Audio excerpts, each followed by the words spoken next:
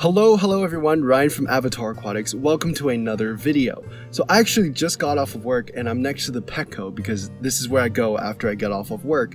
But Petco is having their buy 3 get 1 sale on all Tetras as well as cleanup crews, which include Amano shrimp, corridoras, etc. So what we're going to do is we're going to go inside, get ourselves a nice school of neon Tetras because I've been meaning to breed these guys forever. So we're going to do that right now. Let's get started and dive right into it.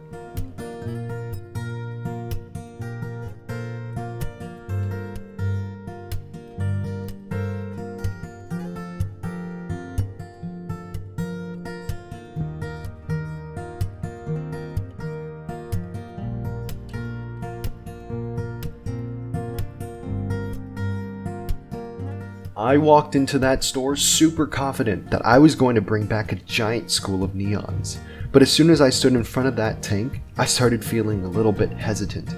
I saw some sick fish and it brought back a lot of the memories I've had with this species, all of which ended in failure. I almost walked out of the store empty-handed, but I stood my ground and told myself that I had grown as an aquarist and fish keeper. I've had some pretty crazy successes with some very hard species, and it was time for me to face a new challenge and take a risk. I called the clerk over and asked her to help me pick some vibrant, lively fish, inspecting them before she put them in the bag. In the end, I walked out of the store filled with adrenaline, my heart pumping in my ears, ready to offer anything and everything to nurture these fish back to health.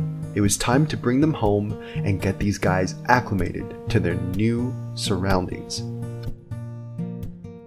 I was now the happy owner of 20 neon tetras, a fish that I had wanted ever since the first time I set foot inside a fish store all those years ago. But the journey doesn't end here. Neon tetras are known to be sensitive to acclimation, so this was my secret weapon. I had been hatching out baby brine shrimp so that they would enjoy a giant feast, the first time that they've had a feast for what I would say would have been many days. Over the next hour and a half, I slowly raised the water level using the water inside my tanks. Finally, it was time for them to go in, but first, I wanted to do one last inspection of these new fish.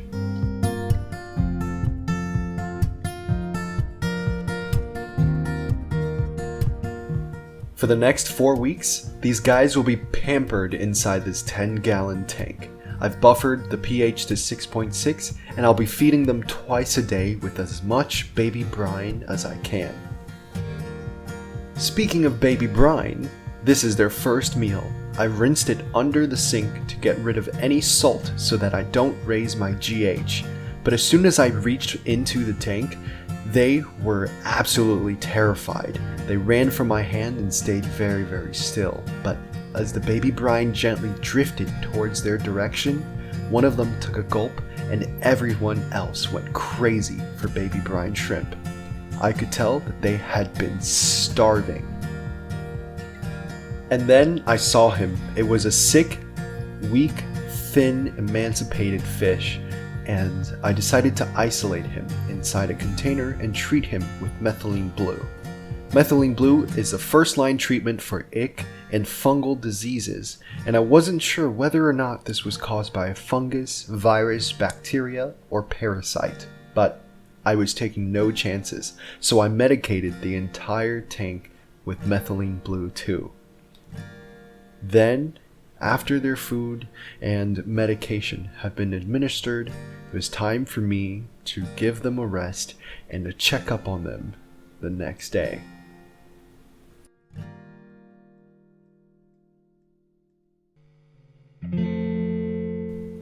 Something happened overnight and this new fish had lost his entire tail.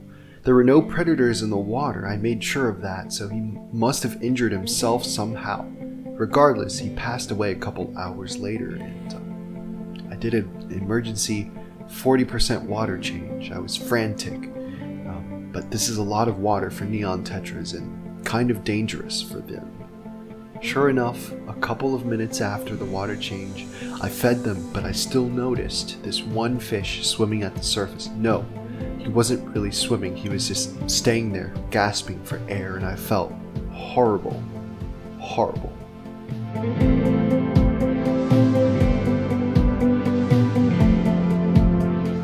Well, great news. That fish I just showed you, gasping at the surface of the water for air, ended up making a full recovery. They've all been eating super well, there's baby brine shrimp constantly in the water, and I would even say that they're starting to get fat, although I'll keep them in here for a couple more weeks before we start breeding them. As for that fish we isolated on the first day because of white spots, well, he's getting better.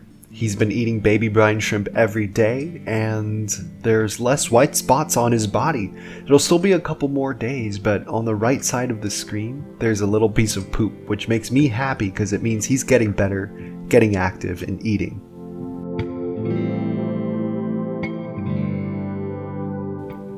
So thank you guys so much for coming along with me on my journey of breeding the neon tetras, and I hope I've given you ample insight into the background of how I start my breeding projects.